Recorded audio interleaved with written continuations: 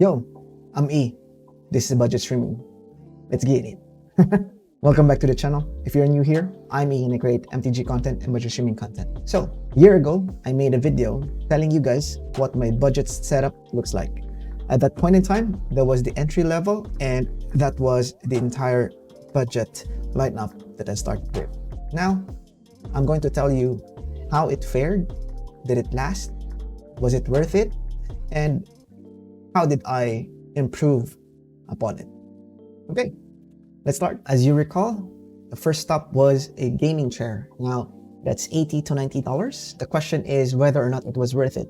Well, sort of. So, within the year that I've been using the chair almost every day or daily, it had some flaws in it. These are the damages that are applied on the elbow padding side and on where I sit, because the leatherette material has been damaged or wrinkled, or it has this flaky feel already. I think it's because it's synthetic leather, and it kind of happens because that's where I put much pressure on the chair. So when I use the chair, as you can see, I actually put my elbows in it, and that's where I put much of my weight plus on obviously my seat. Because it keeps on being folded, that's the issue. Taking a look at this closer, as you can see, these are the damages. And the reason why this is black is because of the seat cover that I put it with. However, don't think that's the case. As you can see, I put in the seat cover here. It probably would cost you, again, another $5 to $10 to purchase a different seat cover. That being said, when you use that one, you can get a bit more usage on the chair itself, so it kind of extends the life expectancy of the chair. Now, when I'm determining whether or not it's going to be budget friendly, I always correlate it in terms of time usage. So I'm not against spending a little bit in the beginning, just to make sure that you'll be able to use that specific item for 2 to 3 years. So if you divide the cost over the number of years, you should have at least a rough estimate of what the cost of the product per year. Now, for this chair, if I want to make sure that I would be able to use it for the next 2 years, then I'll probably need a little bit of love and care, TLC, on the chair itself. Other than the breaking of that specific leatherette material, I also am experiencing a little bit of like squeakiness on the chair. I'm not sure if this is also found on the prominent brands such as Secret and Apple. However, if you were to ask me if I were going to use this chair for the next 5 years, I'll probably be going with a Secret brand or a Apple, just because of the brand recognition and because of the integrity of the product, that it would last 3 to 5 years. I think most of those products actually has a warranty for 3 years. Definitely, if I'm going to upgrade on a chair, I'll be eyeing those types of chairs, but I will still be on the lookout on a discount. All right, let's move on. Ring light. So if you're going to ask me, definitely a worthy investment. The thing that you're seeing right now on the camera, my face is being illuminated by the ring light that I have purchased since last year. It has been with me for a year now, and it's been functioning really, really well. What are the key things that I need to look for in terms of the ring light? Number one is the diameter. So the diameter should be able to encompass the actual lumens into your face. How close you are within your camera, you should take that one into account. For me, this is perfect. The other one is that you should be able to control at least the temperature of the light. You can go yellow, white, and something in between. And finally, you should be able to control a little bit the intensity or how bright the light is. For me, this one definitely fits all the bill. However, there is a concession in terms of like how much control I get with the temperature, but because I'm using this for streaming, right? I only need one temperature, to be honest, and I just need my surrounding room to show or like to enhance that lumens. Yeah, so definitely worth the investment. There is an argument actually for me in the future to upgrade this setup into a more wireless connection setup. This is for only the reason that when I try to turn it on, I always turn it on like manually. We can't control it by a touch portal. I think in the future, manufacturers would be able to do that, but for now, it's Elgato who's still doing it. And nothing against Elgato, they make awesome products. However, in terms of like budget streaming, I mean, can do without it for now. Right? Next, headsets. So this is where I think time has degraded the actual headset. The headset is no longer with us right now. The battery has given up on us. It has been with me for a couple of years, 5 to 6 years now. So I think it's already time for it to be retired. That being said though, if you noticed my stream right here, I don't really use a big headset to cover my face. I find it that it's troublesome for me when I'm trying to stream and trying to interact with my chat. I prefer a little headset on my end, or like I just use my iPhone to plug into the PC and that looks sleek. However, I use actually this SteelSeries Arctic 3. Right now, if you look at it at Amazon, Amazon Day, it's at $79. So definitely, I would recommend this for you. It fits snugly on the ear. Looks good. I would say so myself. It also has a retractable mic right here. However, I don't use that myself. I use a different microphone just because I want to make sure that my voice comes through, and then you don't hear me breathing and so on and so forth. The other thing that I want about this headset is that it has a built-in volume on the backhand side and a push to mute, which I use from time to time when I'm gaming with my friends and I'm not streaming. The only downside with this is that it's actually wired, right? So it's not wireless. If you want the wireless one, it would cost around about $500 to $600 depending on where you are. Singapore dollars, 500 US dollars. But for a budget replacement, since I'm not going to be using Bluetooth too much anyway, this definitely is a contender. Good surround sound, and affordable. Plus it's comfortable. Definitely recommend it. Accessories. Let's talk about the speaker, the charger, and the phone holder. So the speaker, honestly, because I got it for free, I did not have much expectation on the product itself. Plus, because I'm on the study area, I'm connected to the living room and the dining. There's no point for me to like blast my music inside because I'm not really in a room. Therefore, I rarely use this specific item. However, it has been here for years. Actually, okay, well built for what it is, free. And the other thing that we want to talk about is the Bayus charger right here. I still have it here. It's still charging my phone. If you ask me, for $10 to $15, a solid product. However, just note that it's not a universal alignment. So for the newer ones that would come out right now, where you can put it anywhere, or you can put your gadget anywhere on top of the surface and the product will find it and charge it for you. This one needs to be aligned in a specific manner. So if you are having that or this product, I mean, you'd get used to where the actual antennae or like the connection would be. It won't be an issue. But if you're always on the go, you just want to put things there, you may want to consider upgrading. Last but not least, the actual cell phone holder. Previously, it works for my setup, but since I moved to a different setup, I find that the initial cell phone holder was too low. So I got this, Bulwer itself. The difference is that it can be raised. So let me show you. It can be raised. And it can lock like that. And move it that way. It's perfect for me to put my cell phone at a specific height angle on the left hand side where I conduct some Zoom meetings. So I connect via my phone, and in that manner it just not shows the fun side of the room, it shows the business side of the room, sort of, and perfectly for me. So I got this for about $10, give or take. Easy. Right. Next, keyboard and mouse. Definitely one of the most robust items in my beginner budget. So this is where I put some of the money that I already have at that point in time, but because I wanted it to last. Now, to be honest, I'm really happy with my keyboard. I haven't found anything that is remotely close to this one. How thin it is, how not noisy it is. Honestly, I just don't like noisy keyboards. The uncle in me. I want it smooth, flush, and then elegantly looking. For me, that takes all the bill. That's why I also like that it's smaller. It doesn't have a numpad, and the arrow keys, it's basically a 3/4, if I'm not mistaken. Is what we call the keyboard for this ones. Really like it. Definitely recommend it. You have it?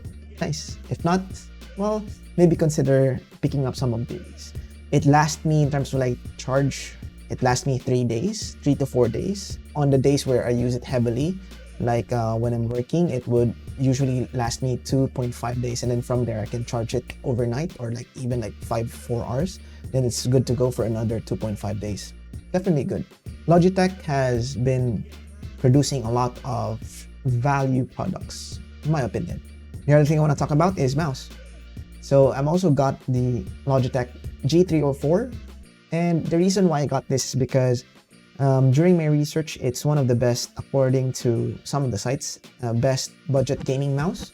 But what I found with my specific workflow is that I'm not really too much into first-person shooter or FPS. That's why I can't find so much use with it. I felt that the profile of the mouse is super sleek for my hand, and it, because of the heavy Excel nature or Word nature or video editing nature that I do for my day-to-day as well, I encountered some risk issues on my end. So I actually stopped using it and upgraded my setup with MX Master 3. Currently in Amazon Prime, if you could look it up, and if you can get it on discount, you can actually get it for $110. This one is $79. If you get it at a discount, this one is $110.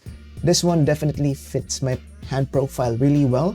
It feels lighter than this, because I think this one uses the AAA battery, and no, not AAA, AA battery, which you actually need to charge. This one has a built-in battery in itself, and it can connect to 3 different devices as well.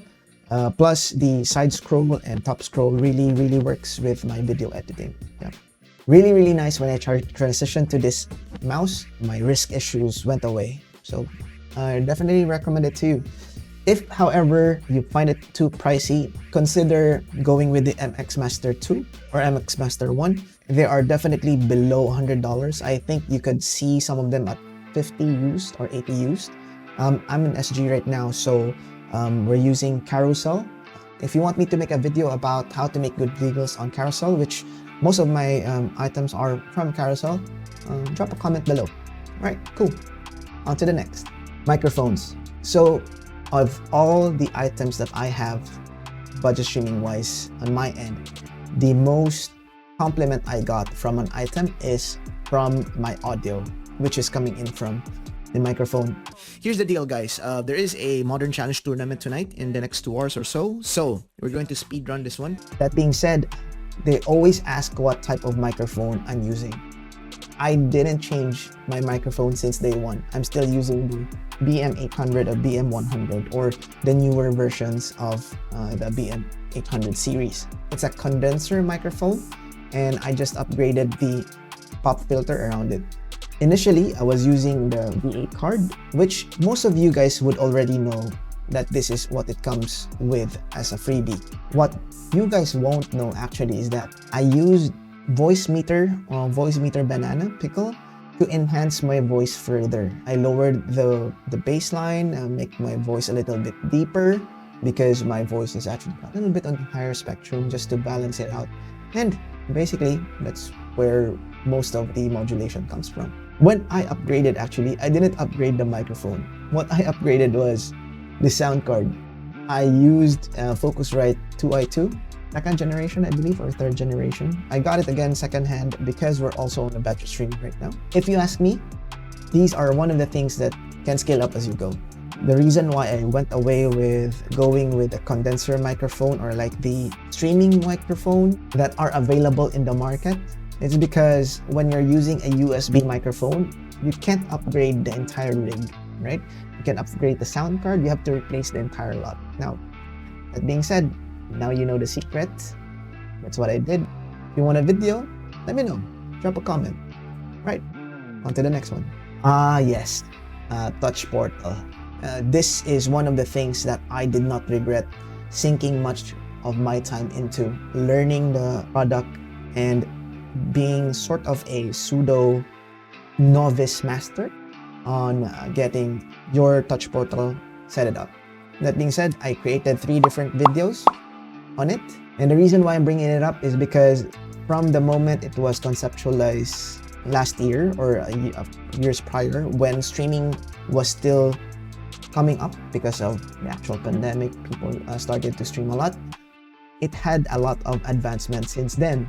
Add-ons have been added and a simulation of other products which initially didn't have connection to Touch Portal now indeed has it.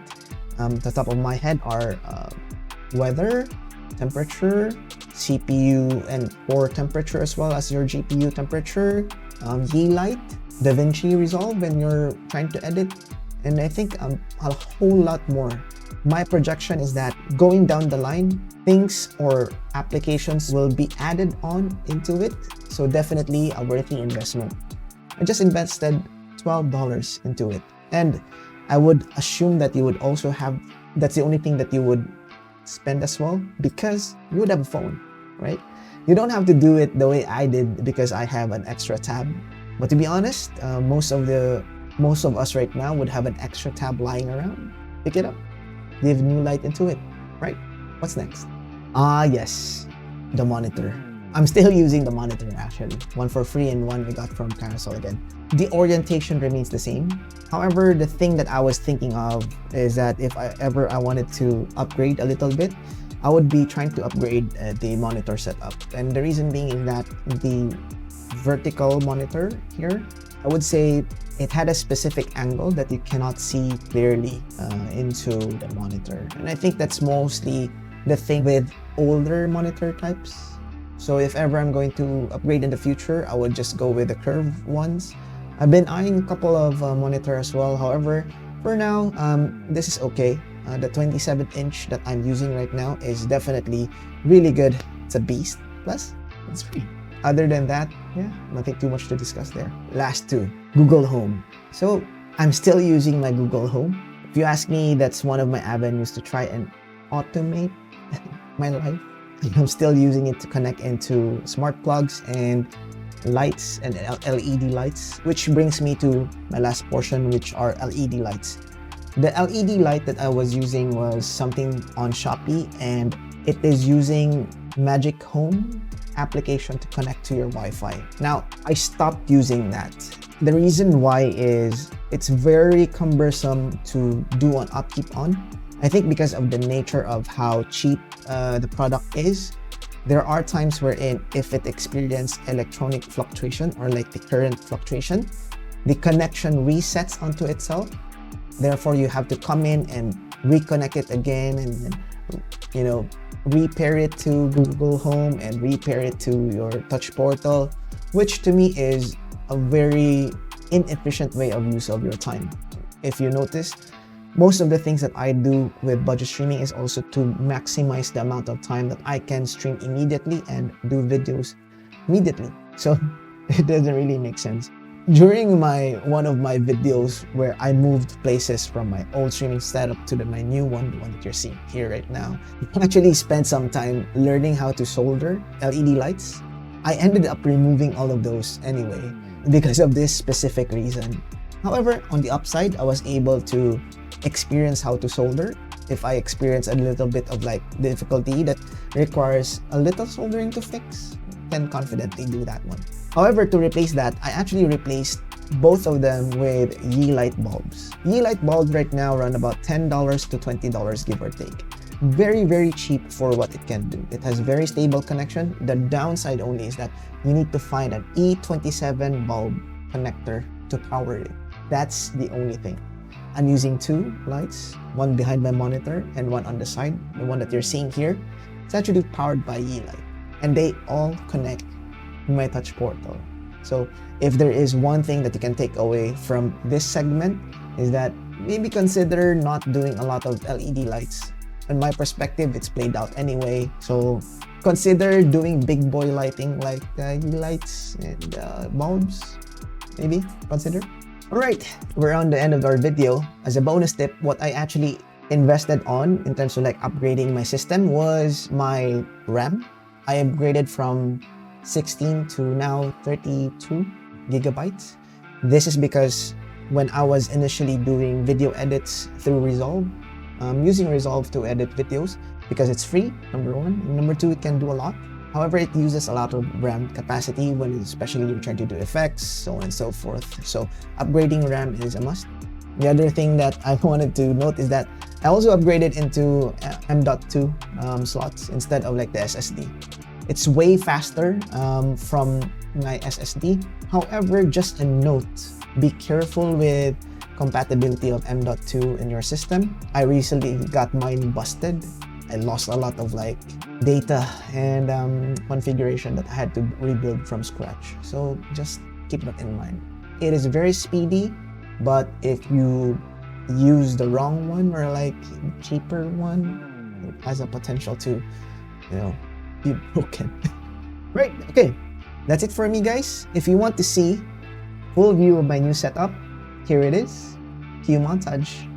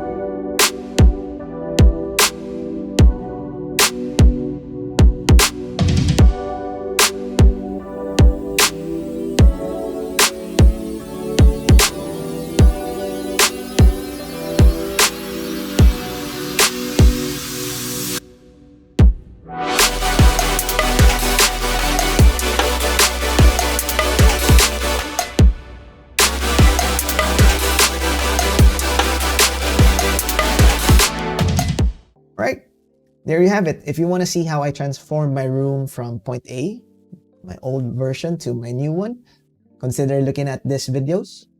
Right, that's it. And that's an update of my budget streaming items as promised last year. Right, I'll see you in the next video, okay? Stay safe.